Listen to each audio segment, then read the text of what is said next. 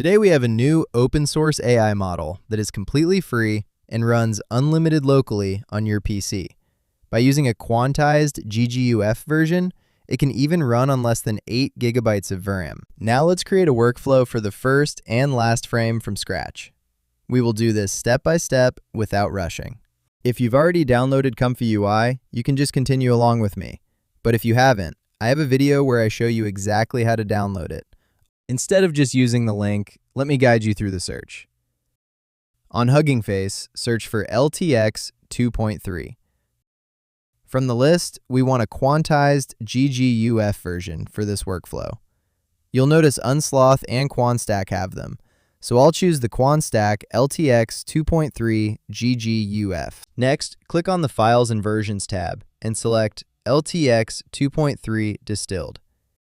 You'll see a list of quantized GGUF files like Q2, Q3, Q4, and so on. I'm going to choose the Q3KM version. But before you download anything, do this first.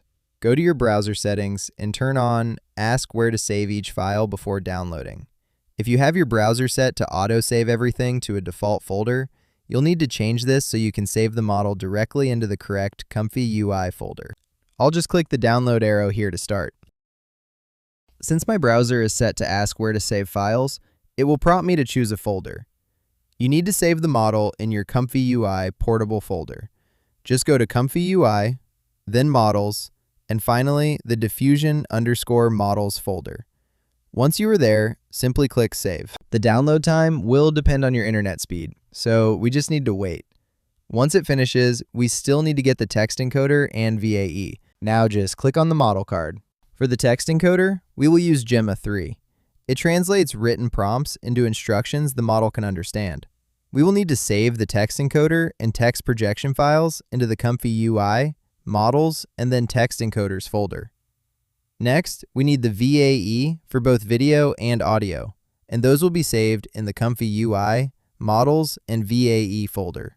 You will see a direct link here for the Gemma 3 GGUF version. When I tried to click it, the link was broken and didn't load. If that happens to you, don't worry. We will just find another repository that has the working files. We can grab the files from Unsloth, since they are great at providing these quantized models. If you head up to the search bar at the top and type Unsloth Gemma 3, you will see the one we need. Click on Files and Versions to find the Gemma 3G GUF. I'll choose this 7.3 GB file. Just set the save path to your ComfyUI, Models, Text Encoders directory, and hit Save. Similarly, when you click the link for the text projection file, it doesn't give you a direct download. To get the file, click on the Files and Versions tab. From there, open the text encoder folder and click the download button. Place the file inside your ComfyUI/models/text_encoders folder. To get the VAE, just go back one step and click on the VAE folder. You need to save these into your ComfyUI, Models, and VAE folder. There are two files to download here. One is for audio and the other is for video. Now that all the downloads are finished, let's open ComfyUI and start building the workflow by placing and connecting our nodes. To start, I'll save and name our workflow LTX 2.3 FFLF 8 GB. Just press Ctrl+S and type the name right here. Now let's add our first node. Double-click on the blank space, and in the search bar, type uNetLoader for GGUF. Just a quick note, if you haven't installed the GGUF plugin yet, you will need it so ComfyUI can read these files. To install it, look at the top right corner of ComfyUI and open the manager. Click on Custom Nodes Manager and type GGUF in the search bar. Look for the plugin called ComfyUI-GGUF, which is usually by the developer city 96, and hit Install. When it finishes, the manager will prompt you to restart ComfyUI to apply the changes. To apply the changes, close the ComfyUI browser tab and the background terminal, then launch ComfyUI again. Now, double-click on the background, type uNetLoader, and select the uNetLoader GGUF. Now, double-click the background, search for GGUF, and click on Dual Clip Loader GGUF. Set the Clip 1 dropdown to your Gemma 312 bit Q4K MGGUF file, and the Clip 2 dropdown to LTX 2.3 underscore text underscore projection underscore BF16.safety tensors. After that, just change the type to LTX video. Double-click the grid again, search for Load VAE, and select the LTX 23 video VAE BF16 safe tensors. Next, double-click the background to search for Clip Text Encode Prompt. Add one, and then you can just hold Alt and drag it to make a duplicate. Now, connect both of those to the dual clip loader. Next, double-click the empty space, search for Load Image, and add it. You can hold Alt and drag to duplicate it, so you have two. Then, double-click the canvas again, search for LTXV Add Guide, and do the exact same thing. Add one, then hold Alt and drag to duplicate it. Next, double-click the background and look for the empty LTXV latent video node. Change the length to 81, which is a good stable frame count to use with LTX models. Now we will set up the first guide node for the start frame. Connect the positive and negative inputs to your prompt text boxes. Link the VAE to your Load VAE node. For the latent input, connect it from the output of the empty LTX latent video node. Connect image to your top Load Image node, which will be our start frame. Leave the frame underscore IDX at 0, as this tells the AI it is the very first frame. Next, we will set up the end frame by chaining guide node 2. Connect its positive and negative inputs directly from the outputs of guide node 1. Bring the VAE down from the Load VAE node again. Link the latent input to the latent output of the first guide node. Connect the image to your bottom Load Image node for the final frame. Change the frame underscore IDX to 80.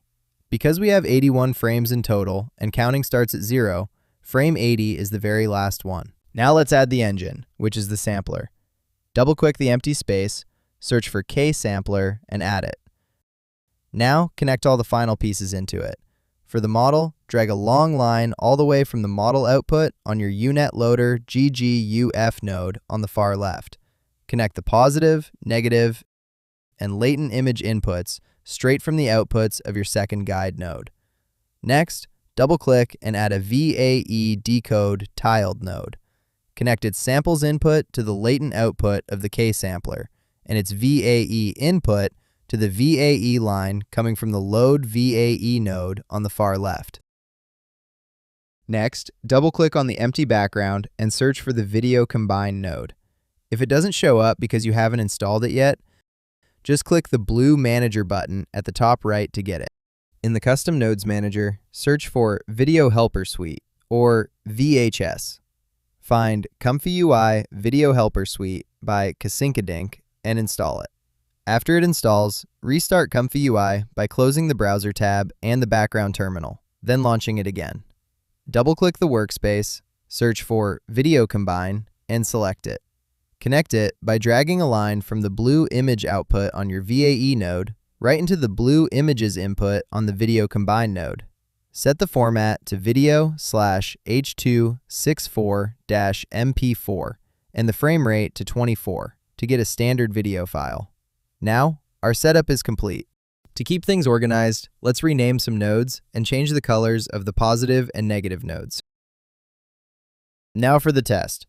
I loaded start and end frame images into the nodes. For the prompt, I entered, "A miniature man rushes toward a giant ant, quickly climbing onto its back as they flee from approaching enemies." After running the prompt, it generated this 3-second video. LTX 2.3 is a massive 22 billion model, which means it's just too big for a regular consumer GPU. To run it uncompressed, we have to use either a cloud GPU or a really powerful local card. You can actually use a cloud GPU. Basically, you rent a GPU and only pay for the time you're actually using it. There are multiple options out there, but personally, I like RunPod. And again, everything you need to get started, how to sign up for RunPod, how to create a network volume, all of that, is explained in that same video. Just go to the RunPod chapter in that video and you're good to go. Alright, I'm assuming you've already got your RunPod set up and ComfyUI is open and ready to go. The easy way to do this is to go to the Templates menu and look for the newest ones. You will see options for both LTX 2.3 text to video and image to video. Just click on the template to load the workflow. You will notice that it shows some missing models, which means we need to download them before we can run anything. Right here, you can see exactly where each model needs to be downloaded. The instructions provided on the screen are very clear. Now let's begin downloading. Copy the model URL, then go to your RunPod Jupyter Lab. Navigate through the ComfyUI folder to Models. The first file is an upscaler, so open the latent_upscale_models folder. Once you are in the correct folder, open the terminal, type wget followed by a space, press Ctrl+V to paste your URL, and hit Enter to start the download. Next up is the checkpoint. Copy the URL and go back to your Jupyter Lab tab. Navigate to ComfyUI, Models, and then Checkpoints. When I tried to double-click the Checkpoints folder, it would not open. If you face this issue, here's how I fixed it. You can follow along with what I typed in the terminal on screen. First, I navigated to the Models directory by typing cd/workspace/ComfyUI/models. Then, I renamed the broken folder to move it out of the way, using mv checkpoints broken. Next, I created a brand new folder by typing mkdir checkpoints and moved into it with cd/workspace/ComfyUI/models/checkpoints. Finally, I started the download by typing wget space, pasting the URL, and pressing Enter. Moving on to the LoRa model. Copy the link, switch back to the terminal, and open a new tab. Go into the ComfyUI, Models, LoRa's directory. Just type wget, add a space, paste the link, and press Enter to begin the download. Finally, we have the text encoder. Copy the URL, go back to the terminal, and open a new tab. Navigate to ComfyUI, Models, and then text_encoders. Open the terminal there, type wget followed by a space, paste the URL, and hit Enter. That covers the downloading process. If you need a slower, more detailed guide on downloading models in the Jupyter Lab terminal, you can check out my older videos. The models we just downloaded for the text-to-video workflow are the exact same ones needed for image-to-video. You do not need to download anything else. You can simply click the image-to-video template and it is ready to use. Now, let's run a few prompts to test both the text-to-video and image-to-video setups. For this one, I pasted in a really long prompt. The length is set to 121 frames. At 24 frames per second, that gives us around 5 seconds. Let's run it and see what we get. It takes around 3 to 5 minutes. It is still alive. I want to check if a short 5-second video works better than a longer one. Let's try increasing the duration to 10 seconds now. Make sure not to confuse this setting. It asks for total frames. To get 10 seconds, we'll put in 241 frames.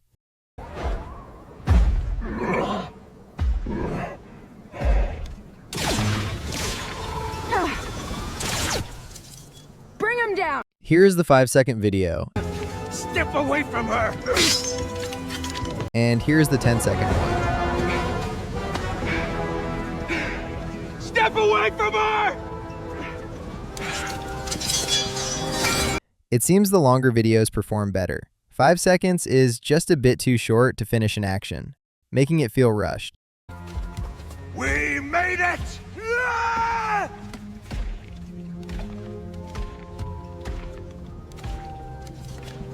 For this specific prompt, it gave me a cartoon style instead of the realistic look I wanted. It seems the model struggles a bit with unusual concepts, like a miniature man riding a giant ant. Here is another prompt I tried. A group of people traveling to explore Snake Island. We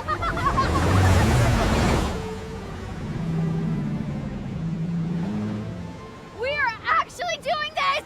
Welcome to Snake Island! Usually, if you add dialogue, the model manages to lip sync and get the speech right most of the time. I'll try to see if it can create music based on my prompt. I ask for a big EDM concert in Los Angeles.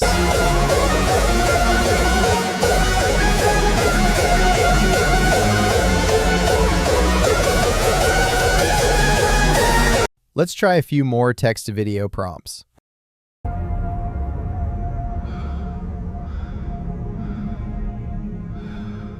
The core is stabilizing.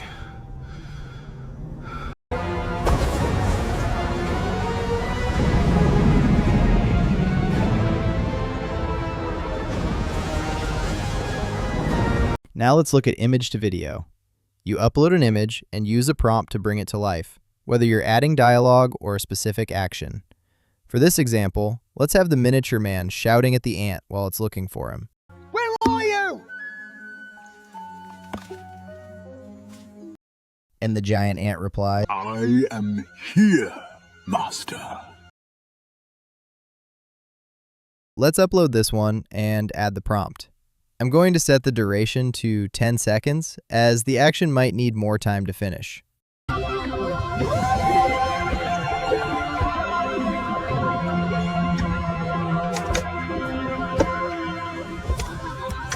The outcome is a bit chaotic and not quite what I wanted. These are one-shot tests though, so it happens. I might just need to refine the prompt a little more. That is all for this workflow. Stay tuned for future videos, as there are many more AI updates coming soon.